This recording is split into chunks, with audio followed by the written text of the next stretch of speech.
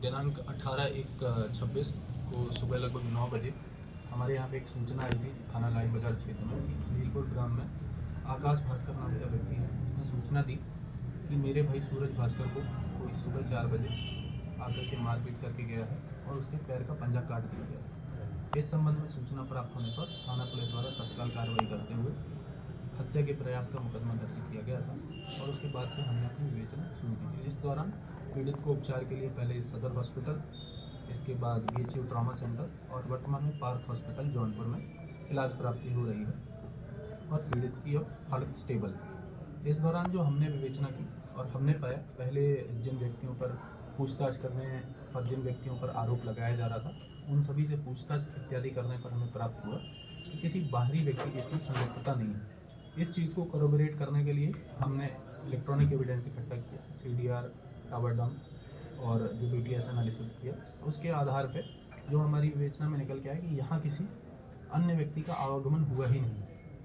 और जिस तरह से सूचना बताई गई थी कि सुबह 5 बजे पीड़ित ने अपने घर में फ़ोन किया कि कोई लोग मुझे मार करके चले गए हैं और तब उसकी सूचना पे घर वाले वहाँ पर पहुँचे हैं। पीड़ित द्वारा बताया गया था कि ये रात में 12 बजे घटना हुई है। इससे 12 बजे से और सुबह 5 बजे तक के समय में हम लोग ये कॉरोबोरेट नहीं कर पा रहे थे।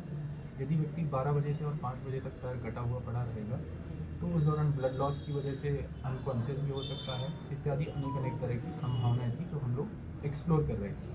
और चूँकि इलेक्ट्रॉनिक जो एविडेंस है वो ये सजेस्ट कर रहा था कि किसी भी तरह के बाहरी व्यक्ति की संलिप्तता नहीं है।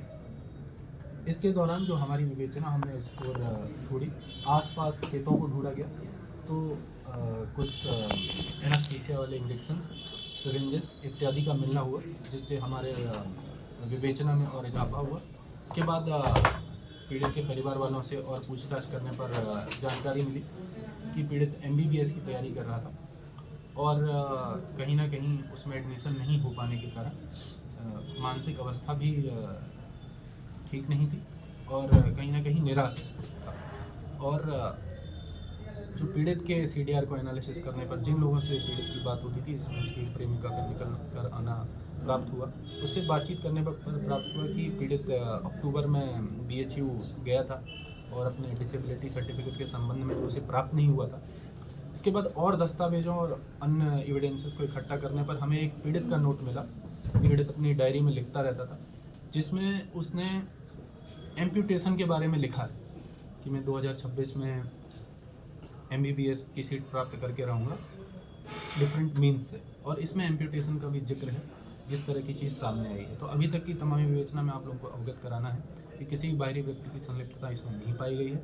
हमारी विवेचना में मुख्य रूप से यही निकल करके आ रहा है कि पीड़ित द्वारा स्वयं इस घटना को अंजाम दिया गया है। ये उसके द्वारा लिखे गए नोट, प्राप्त जो साक्ष्य हैं उनसे कॉरोबोरेट भी हो रहा है। क्योंकि पीड़ित अभी हॉस्पिटल में है और स्वास्थ्य लाभ ले रहा है, उनको ठीक से इंटेरोगेट और पूछताछ करने का हमें मौका नहीं मिला है। इसमें विवेचना प्रचलन में है, अन्य साक्ष्यों का संकलन किया जा रहा है, कटे हुए पैर को भी ढूंढने का प्रयास किया जा रहा है। जैसे ही इस संबंध में और जानकारी प्राप्त होती है आप लोगों के माध्यम से अवगत करें। ये डिसेबिलिटी सर्टिफिकेट लेने के लिए ऐसा कर रहा है या और कोई कारण है? देखिए, अभी तक पीड़ित से पूछताछ करने का हमें मौका नहीं मिला है, लेकिन जो हमें नोट प्राप्त हुआ है या जो पीड़ित ने अपनी डायरी में लिखा है उसके माध्यम से हम यही निकल के आ रहा है कि MBBS की सीट प्राप्त करने के लिए कहीं ना कहीं डिसेबिलिटी सर्टिफिकेट प्राप्त करने के लिए काफ़ी ललायक है। उसके साथ कोई कार्रवाई भी होगी सर? देखिए, अभी एक बार विवेचना में हम समस्त साक्ष्यों का संकलन करेंगे, इसके बाद अभियोजनात्मक के बाद ही पीड़ित पर कार्रवाई के बारे में सोचेंगे।